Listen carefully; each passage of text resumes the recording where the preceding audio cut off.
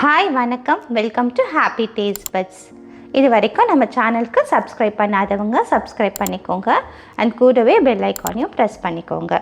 So that நான் ஃப்யூச்சரில் upload பண்ணுற எல்லா வீடியோஸுமே உங்களுக்கு நோட்டிஃபை ஆகும். இன்றைக்கி நாம் ஒரு சைட் டிஷ் ரெசிபி தான் பார்க்க போகிறோம். இது சப்பாத்தி, ரோட்டி, ஃபுல்கா, ருமாலி ரொட்டி இதுக்கெல்லாம் ரொம்பவே நல்லா போகக்கூடிய ஒரு சைட் டிஷ் ரெசிபி. அண்ட் இது கொஞ்சம் ரிச்சாகவும் இருக்கும். கோயா மட்டர் பன்னீர் எப்படி செய்யறதுன்ட்டு பார்க்கலாம். இதுக்கு ஃபஸ்ட்டு தேவையான இன்க்ரீடியன்ட்ஸ் என்னென்னு பார்த்துடலாம். ஃபஸ்ட்டு தாளிக்கிறதுக்கு ஒரு அரை டீஸ்பூன் ஷாஹி ஜீரா, 2 க்ரீன் ஏலக்காய், ஒரு கிராம்பு எடுத்திருக்கேன்.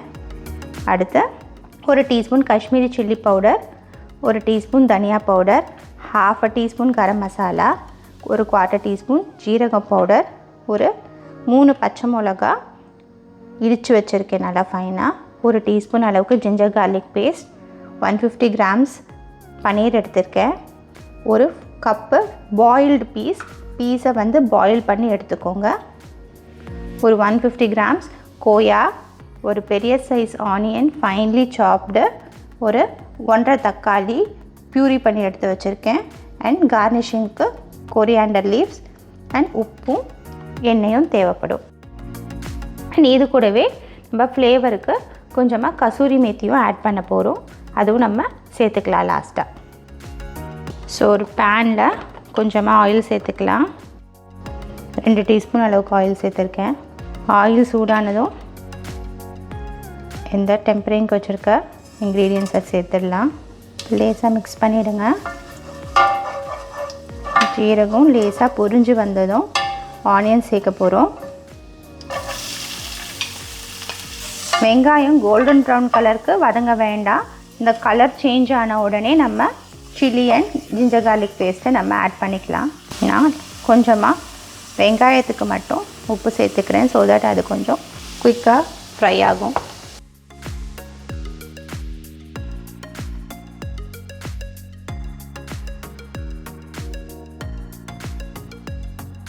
ஆனியன் டிரான்ஸ்லூசன்ட் கலருக்கு வந்துருச்சு. இந்த ஸ்டேஜில் நம்ம எடுத்து வச்சுருக்க ginger garlic paste and green chilli paste இது சேர்த்துடலாம். 3 க்ரீன் சில்லி நான் அரைச்சி எடுத்திருக்கேன். நீங்கள் ஃபைனாக சாப் பண்ணி போடுறதுனாலும் போடலாம். ஜிஞ்சர் கார்லிக் பேஸ்ட்டோட ரா ஸ்மெல் போகிற வரைக்கும் வதக்கிக்க போகிறோம். ஜிஞ்சர் கார்லிக்கோட ரா ஸ்மெல் போனதும் டொமேட்டோ பியூரி ஆட் பண்ணிக்கோங்க.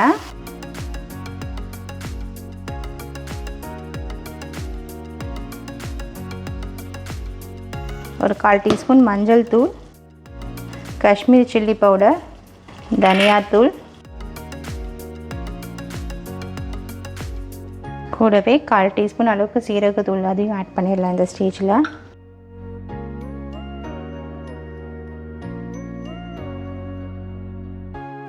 ஆட் பண்ணிவிட்டு லிட்டு போட்டு க்ளோஸ் பண்ணிடலாம். இந்த கிரேவியில் அந்த மசாலா எல்லாமே குக் ஆகணும். ஸோ ஓப்பன் பண்ணி பார்க்கலாம். கிரேவி குக்காகி ரா ஸ்மெல் போயிடுச்சு. ஸோ இந்த ஸ்டேஜில் நம்ம கோவாவை சேர்த்துக்கலாம்.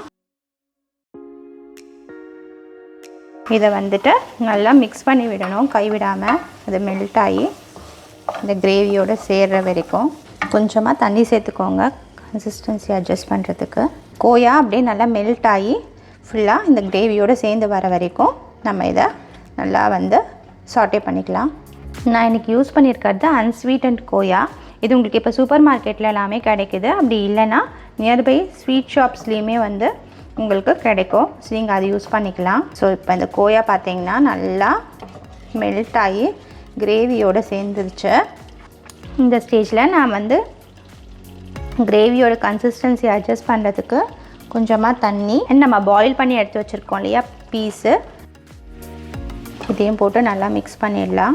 இதில் நிறைய பேர் கேஷ்யூ பேஸ்ட் யூஸ் பண்ணுவாங்க அண்ட் க்ரீமுமே யூஸ் பண்ணுவாங்க. அந்த மாதிரி யூஸ் பண்ணும்போது ரொம்ப ஹெவியாகிடும். ஸோ அதனால் நான் இன்றைக்கி யூஸ் பண்ணலை. நீங்கள் விருப்பப்பட்டீங்க அப்படின்னா, ரொம்ப ரிச்சாக வேணும் அப்படின்னா கொஞ்சமாக கேஷ்யூ பேஸ்ட் ஒரு டேபிள் ஸ்பூன் அளவுக்கு ஆட் பண்ணிக்கலாம். இந்த ஸ்டேஜில் இப்போ இந்த டிஷ்ஷுக்கான உப்பு சேர்த்துடலாம்.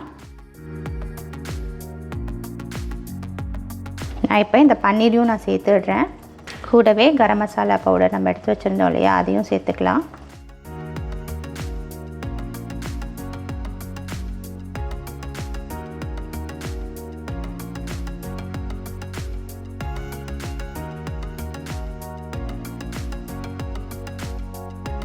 இந்த ஸ்டேஜில் கலந்து விட்டுட்டு நீங்கள் சால்ட்டை வந்து செக் பண்ணிக்கோங்க. நான் இன்னொரு 1/4 கிளாஸ் தண்ணி சேர்த்துருக்கேன்.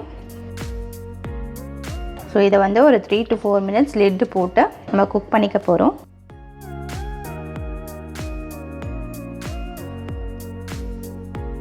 கிரேவி 3 to 4 minutes பாயில் ஆகிருக்கு. பார்க்கலாம் எப்படி இருக்குன்ட்டு. நம்ம போட்ட எண்ணெய்லாம் பிரிஞ்சு நல்லா சூப்பராக மேலே வந்திருக்கு. ஸோ இந்த ஸ்டேஜில் நம்ம கசூரி மேத்தி ஒரு டீஸ்பூன் அளவுக்கு நான் ஆட் பண்ணுறேன். அண்ட் இது கூடவே ஒரு 1/2 teaspoon சுகர் ஆட் பண்ணுறேன். இது ஒரு நல்ல டேஸ்ட்டு கொடுக்கும். அண்ட் நல்லா ஃபைனாக சாப் பண்ண கோரியாண்டர் கார்னிஷிங்க்கு. நீங்கள் இந்த ஸ்டேஜில் ஃப்ரெஷ் குக்கிங் க்ரீம் ஆட் பண்ணுறதுனா தாராளமாக ஒரு 2 டேபிள்ஸ்பூன் அளவுக்கு ஆட் பண்ணிக்கோங்க. அது இன்னுமே நம்ம கிரேவியை ரிச் ஆக்கி கொடுக்கும். கோரியாண்டர் இதெல்லாமே சேர்த்துட்டு ஒரு வாட்டி மிக்ஸ் பண்ணி விட்டுட்டு ஃப்ளேமை சுவிட்ச் ஆஃப் பண்ணி ஒரு 2 minutes போல் லிட்டு போட்டு இதை ரெஸ்ட் பண்ணிவிடுங்க. ரெஸ்ட் பண்ணிவிட்டு அதுக்கப்புறமா சர்வ் பண்ணிங்க அப்படின்னா இந்த கசூரி மேத்தி அதோடய ஃப்ளேவர்ஸ் எல்லாமே அதில் நல்லா இன்ஃப்யூஸ் ஆகிருக்கும். ஸோ இப்போ இதை பிளேட் பண்ணிவிட்டு பார்க்கலாம். கோயா மட்டர் பன்னீர் சூப்பராக ரெடி ஆகிடுச்சு. சப்பாத்தி, ருமாலி ரொட்டி அண்ட் நான், கார்லிக் நான் இதுக்கெலாம் வந்து ஒரு நல்ல சைட் டிஷ்ஷு. நீங்கள் கெஸ்ட்டு வராங்க அப்படின்னாமே இந்த மாதிரி சைட் டிஷ் பண்ணும்போது it looks rich. And make sure நீங்கள் வந்து பீஸை வந்து பாயில் பண்ணி யூஸ் பண்ணுங்கள்.